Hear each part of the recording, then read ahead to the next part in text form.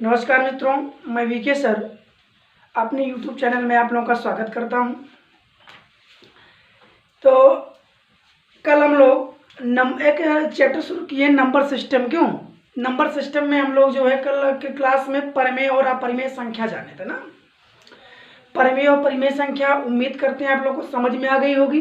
ठीक है, कि परिमेय संख्या क्या होती है और अपरिमेय संख्या क्या होती है। ठीक है, आज की क्लास में हम बात करने वाले हैं, बहुत इंपॉर्टेंट टॉपिक है। ठीक है, वेरी वेरी इंपॉर्टेंट टॉपिक है जो लगभग एग्जाम में आपके BTC first semester, second semester, ठीक है, थर्ड सेमेस्टर में पूछा जा रहा है। ठीक है, प्रतिलोम। आज हम प्रतिलोम पढ़ेंगे। प्रतिलोम क्या होता है और यह कितने प्रकार का होता है। दो प्रतिलोम जो लगभग पूछे जाते रहते हैं, उन दोनों प्रतिलोम के विषय में चर्चा करेंगे। ठीक है, और उसके बाद जो है हम आज आपको कुछ संख्या को भिन्न में बदलना, संख्या दशमलव रूपी संख्या को भिन्न में बदलना और भिन्न से दशमलव में बदलना, ये भी आपको सिखाएंगे। ठीक है, दो टॉपिक आज क्लियर होगा। चलिए फिर सबसे पहला टॉपिक है प्रतिलोम।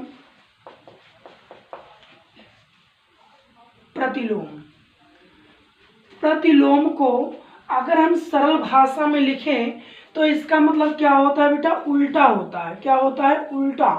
ठीक है, अपोजिट, विपरीत कह सकते हैं, माना जाता है, लेकिन हमेशा उल्टा ही हो ऐसा कोई जरूरी नहीं है। ठीक है, तो प्रतिलोम जो होता है बेटा, प्रतिलोम दो मेन होते हैं, इसको हम जानेंगे जरूर।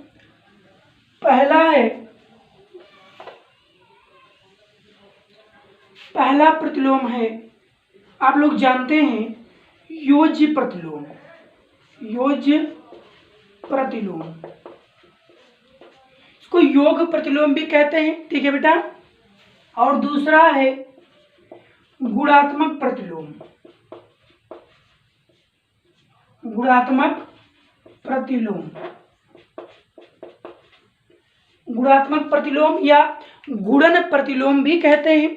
गुणात्मक प्रतिलोम या गुणन प्रतिलोम भी कहते हैं। ठीक है, तो योज्य प्रतिलोम और गुणन प्रतिलोम या गुणात्मक प्रतिलोम होता क्या है, सबसे पहले हम दोनों की डेफिनेशन जान लेते हैं, जिससे हमें उसी डेफिनेशन से ही हम योज्य प्रतिलोम या गुणात्मक प्रतिलोम निकाल सकते हैं। ठीक है बेटा, तो सबसे पहले जानेंगे क्या, योज्य प्रतिलोम। ध्यान दीजिएगा, योज्य प्रतिलोम क्या होता है, दो संख्याएं होती हैं। योज्य प्रतिलोम जानने के लिए क्या ध्यान देना आपको, दो संख्याओं का योग यदि जीरो हो, क्या हो बेटा, जीरो हो, दो संख्याओं का योग यदि जीरो हो तो वो दोनों संख्याएं एक दूसरे की क्या कहलाती हैं, योज्य प्रतिलोम कहलाती हैं। तो दो संख्याओं का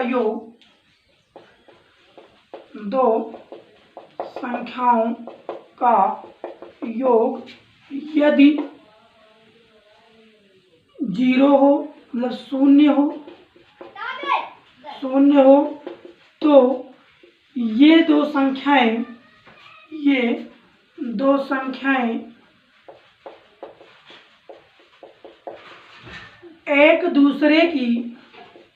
एक दूसरे की योज्य प्रतिलोम कहलाते हैं।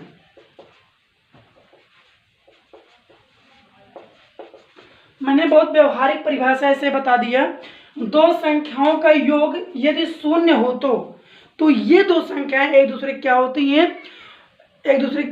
भाई, एक दूसरे की योज्य प्रतिलोम कहलाती हैं। ठीक है, अगर हम बात करें जैसे एग्जाम्पल की, अगर मैं एग्जाम्पल की बात करूं तो एग्जाम्पल के तौर पे अगर देखा जाए, एग्जाम्पल के तौर पे तो संख्या कैसे योज्य प्रतिलोम बनेंगी। ठीक है, तो उसको देख सकते हैं। जैसे एग्जाम्पल जान लीजिए, एग्जाम्पल जैसे कोई संख्या ए है ना, हमने क्या ले लिया, ए ले लिया, तो ए का योज्य प्रतिलोम क्या होगा भाई, -a होगा। ठीक है, क्या होगा, माइनस ए होगा। अब आप लोग कह रहे हैं भाई ये कैसे, मैं कह रहा हूं भाई क्योंकि मैंने क्या बताया, दो संख्याओं का योग यदि शून्य हो तो हमारे पास दो संख्या हो गई नहीं हो गई, एक ए है एक माइनस ए है। अब जरा इसको टेस्ट कर लेते हैं, इस परिभाषा के अनुसार इसका योग करते हैं, ए प्लस माइनस ए, ये तो होगा ना, ए है और योग का मतलब क्या होता है बेटा, ऐड होता है, प्लस होता है, तो ए प्लस माइनस ए कर लिया गया, ठीक है। अब बराबर देखो क्या आता है, अब बराबर आएगा तो ए प्लस ए, अब यहाँ ये प्लस है ये माइनस है, तो प्लस और माइनस क्या होता है, बोलिए क्या होता है, इधर देखिए आप लोग, प्लस इंटू प्लस बराबर प्लस होता है, प्लस इंटू माइनस बराबर माइनस होता है, माइनस इंटू प्लस बराबर माइनस और माइनस इंटू माइनस बराबर प्लस, ठीक है। अब यहाँ पर देखेंगे प्लस इंटू माइनस हो रहा है नहीं हो रहा है, तो प्लस इंटू माइनस क्या होगा, माइनस होगा, ए हो जाएगा, तो ए माइनस ए करेंगे क्या होगा, जीरो आएगा। क्लियर हुआ कि नहीं क्लियर हुआ, तो क्या कहा गया भाई, दो संख्याओं का योग यदि शून्य हो तो ये संख्याएं, ये दोनों संख्याएं एक दूसरे की योज्य प्रतिलोम कहलाएंगी। तो अब ये दोनों संख्याएं एक दूसरे की क्या होंगी, बोलिए क्या होंगी, एक योज्य प्रतिलोम होंगी। अगर पूछेगा ए का योज्य प्रतिलोम तो माइनस ए, और अगर पूछता है माइनस ए का योज्य प्रतिलोम, बोलो क्या होगा, क्या होगा भाई, ए हो जाएगा। क्लियर हो गया, समझ में आ गया ना। तो जब ए का योज्य प्रतिलोम माइनस ए होता है तो माइनस ए का योज्य प्रतिलोम ए हो जाएगा। ये परिभाषा के अनुसार क्या है, क्लियर है, समझ में आया। योज्य प्रतिलोम क्या होता है, ऐसे और भी संख्या ले लेते हैं भाई, जैसे है ए अपॉन बी का योज्य प्रतिलोम बताइए, ठीक है। हमने क्या ले लिया, ए अपॉन बी का योज्य प्रतिलोम ले लिया। अब बोलो क्या होगा, चलिए देखते हैं अब कैसे आएगा। अब भी शून्य आना चाहिए, अब इसका ए अपॉन बी है तो माइनस ए अपॉन बी हो जाएगा, यही तो होगा इसका योज्य प्रतिलोम, बोलिए योज्य प्रतिलोम यही तो होगा। अब इसको हम क्या कर लेते हैं, ऐड कर लेते हैं, जरा ऐड करके देखते हैं। ऐड अगर करेंगे तो यहाँ देखिए पहली संख्या क्या है, ए अपॉन बी है, तो ए अपॉन बी ले लेंगे, प्लस दूसरी संख्या क्या है, माइनस ए अपॉन बी है, इसको एक ब्रैकेट में कर लेते हैं, ठीक है। तो अब ध्यान दीजिए, अब बराबर करेंगे तो ए अपॉन बी और प्लस माइनस क्या होता है भैया, माइनस होता है ए अपॉन बी। कोई डाउट तो नहीं है किसी को, ऐसे तो होगा। चलिए फिर अब हम इसको क्या करेंगे भाई, भिन्न रूपी संख्या है, इसको सॉल्व करेंगे। तो भिन्न जिसको सॉल्व करना आता हो वो तो सॉल्व कर लेगा, जिसको नहीं आता अभी इसको चैप्टर को मैं पढ़ाऊंगा, ठीक है। अब थोड़ा सा जान लीजिए, अब आया है। अब यहाँ पर देखिए हर बराबर है ना, जब हर बराबर हो तो अंश को आपस में घटा देते हैं, ये भिन्न का नियम होता है, ठीक है। जब हर बराबर हो तो अंश को आपस में क्या करते हैं, घटा देते हैं। तो बराबर हर को हर लिख देते हैं, बराबर है, यहाँ पर बी है यहाँ पर बी है, और अंश यहाँ पर ए है यहाँ पर ए है। ए माइनस ए बराबर का होगा भैया, 0/b होगा। तो मान तो 0 आया ही, बोलिए मान 0 आया कि नहीं आया, क्लियर हुआ ना। तो ए अपॉन बी का योज्य प्रतिलोम माइनस ए अपॉन बी होगा, और माइनस ए अपॉन बी का योज्य प्रतिलोम बराबर क्या होगा भैया, ए अपॉन बी हो जाएगा। ये परिभाषा के अनुसार बात सत्य होगी, कोई डाउट तो नहीं है, बोलिए क्लियर हो गया ना।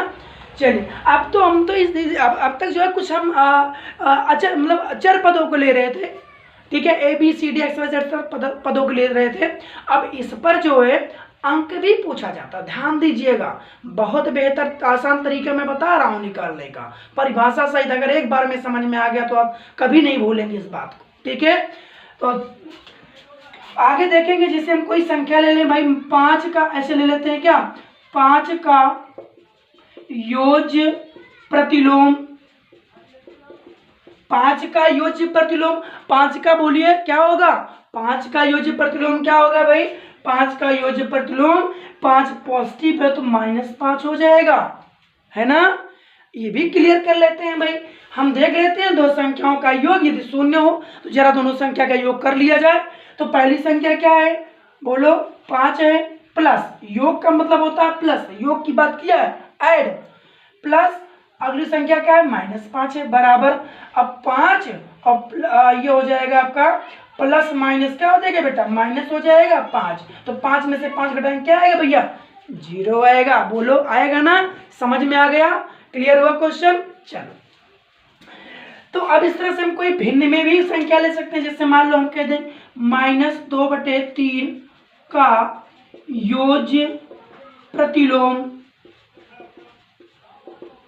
है ना, माइनस क्या ले लिया गया, -2/3 का योज्य प्रतिलोम ले लिया गया, तो ले लेते हैं भाई। -2/3 का योज्य प्रतिलोम क्या होगा, बोलो क्या होगा, 2/3 होगा। कोई डाउट, नो डाउट, ठीक है, होना भी नहीं चाहिए डाउट।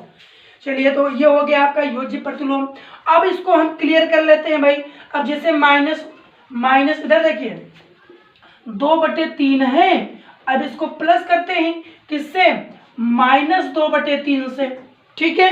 अब प्लस करेंगे तो 2/3 और प्लस माइनस माइनस 2/3, तो बराबर 3, हर बराबर है तो हर को लिख दीजिए, अंश आपस में माइनस हो जाएंगे, 2 - 2 बराबर का हुआ 0/2 आया, 0/3 आया, तो मान 0 हुआ कि नहीं हुआ, इससे मतलब है। समझ में आया, पॉइंट क्लियर हुआ। अब आप कभी नहीं बोलेंगे क्या, योज्य प्रतिलोम। अगर आप भूल गए इस विधि से, जिस तरह मैंने समझाया, तो अब आपको समझ में नहीं आएगा, ठीक है। मैंने इसलिए इस परिभाषा को बताते हुए समझाया आपको कि योज्य प्रतिलोम क्या होता है। कोई डाउट तो नहीं है, क्लियर हुआ। हम गुणात्मक प्रतिलोम पढ़े, चलिए फिर गुणात्मक प्रतिलोम पढ़ते हैं, ठीक है। तो अब इधर हम गुणात्मक प्रतिलोम जान लेते हैं भाई। गुणात्मक प्रतिलोम क्या होता है, गुणात्मक प्रतिलोम है क्या, इसकी भी परिभाषा है, इसकी परिभाषा को जान ले। तो इसके यहाँ भी हम कुछ एग्जाम्पल समझेंगे, ठीक है। इसकी जो परिभाषा है लिखेंगे, दो संख्याओं का गुणनफल, ध्यान दीजिए, गुणनफल यदि 1 हो तो, ठीक है, दो संख्याओं का गुणनफल 1 हो, दो संख्याओं का गुणनफल 1 हो, दो संख्याओं का गुणनफल 1 हो, तो संख्या एक दूसरे की क्या होंगी, गुणात्मक प्रतिलोम होंगी, गुणात्मक प्रतिलोम होंगी। तो संख्या एक दूसरे की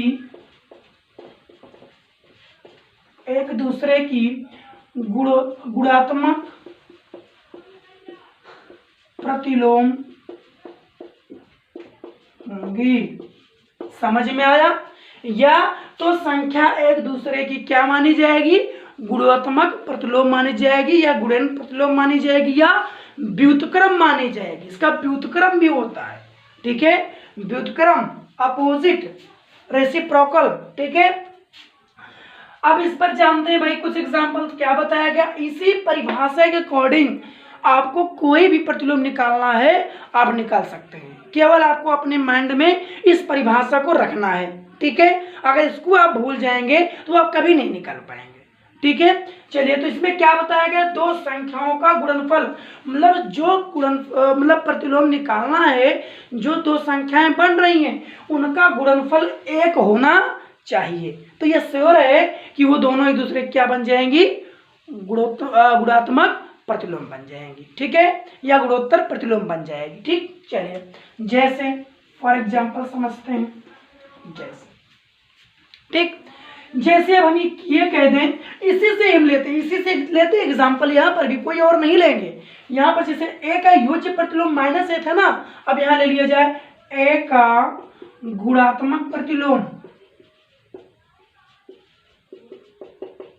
a का गुणात्मक प्रतिलोम क्या होगा भैया, a का गुणात्मक प्रतिलोम क्या हो जाएगा, अब इसे समझिए भाई, इसे समझिए। हमेशा a जो है किसी भी संख्या का, चाहे कितनी बड़ी संख्या क्यों ना हो, उसका जो हर होता है हमेशा 1 माना जाता है, ठीक है।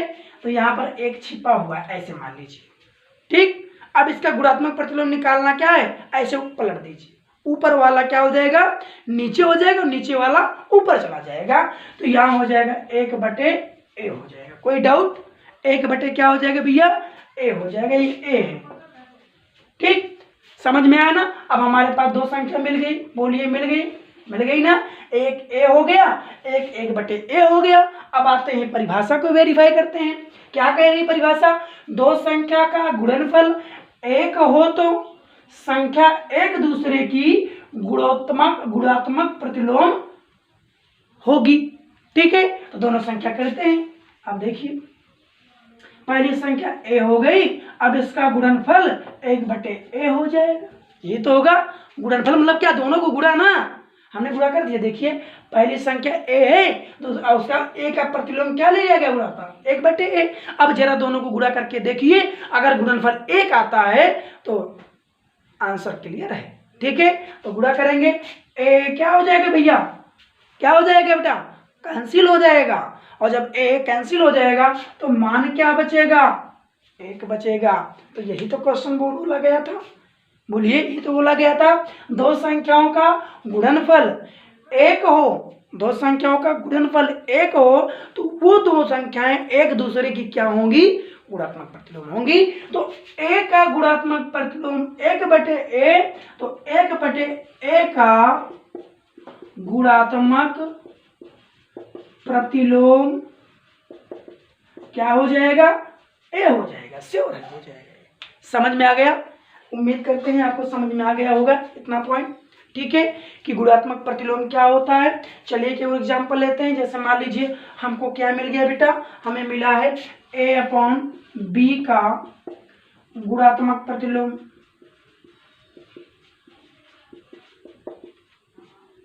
है ना।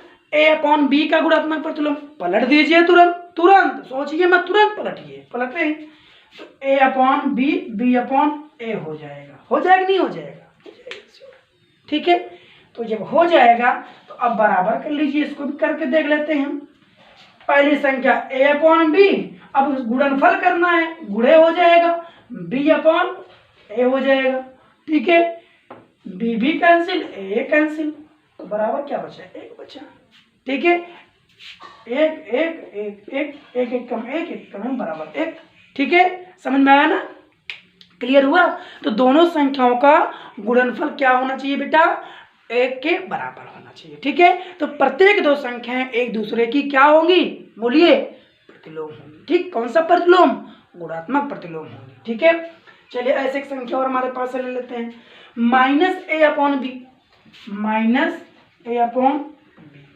ठीक है, -a/b का गुणात्मक प्रतिलोम, -a/b का गुणात्मक प्रतिलोम। अब बताओ, -a/b का गुणात्मक प्रतिलोम क्या होगा भाई, b ऊपर चला जाएगा और नीचे आ जाएगा। ठीक है, तो हो जाएगा क्या हो जाएगा भाई, -b/a हो जाएगा। ये तो होगा, माइनस नहीं हटेगा, वो रहेगा। अब इसको अगर हम सॉल्व करेंगे तो क्या मिलेगा, -a/b, और फिर क्या हो जाएगा, -b/a। तो a प्लस माइनस कैंसिल हो जाएगा, क्या बचेगा, a बचेगा। ठीक है, समझ में आया। तो इस तरह से कोई भी अब हम संख्या लेते हैं, क्या लेंगे बेटा, अब हम संख्या ले लेते हैं। जैसे हम ये संख्या ले लें कि 3/4 का गुणात्मक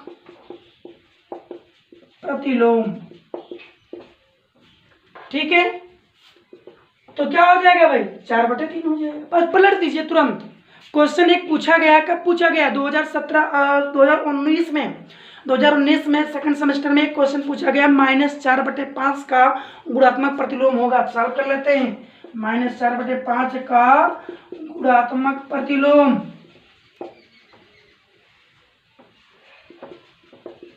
लगा के आएंगे, ये क्वेश्चन आपके लिए है। ठीक है, इसको आप लोग बताएंगे भाई, आप लोग सॉल्व करेंगे, क्या होगा, -4/5 गुणात्मक प्रतिलोम क्या होगा, आपको लगाना है। ये क्वेश्चन आपके लिए, तो उम्मीद करते हैं क्लास समझ में आई होगी। ठीक है, और देखो हम प्रयास ये करते हैं ज़्यादा चीज़ें एक ही क्लास में समझा दें, क्लास बहुत बड़ी ना होने पाए, जिससे आपको देखने में पढ़ने में कोई कठिनाई ना हो, ठीक है। और बहुत ही बेहतर से क्लास चलिए हमारी, और उम्मीद किए हैं कि आपको दोनों समझ में आया होगा। कमेंट और लाइक जरूर करते रहिएगा, ठीक है बेटा, धन्यवाद।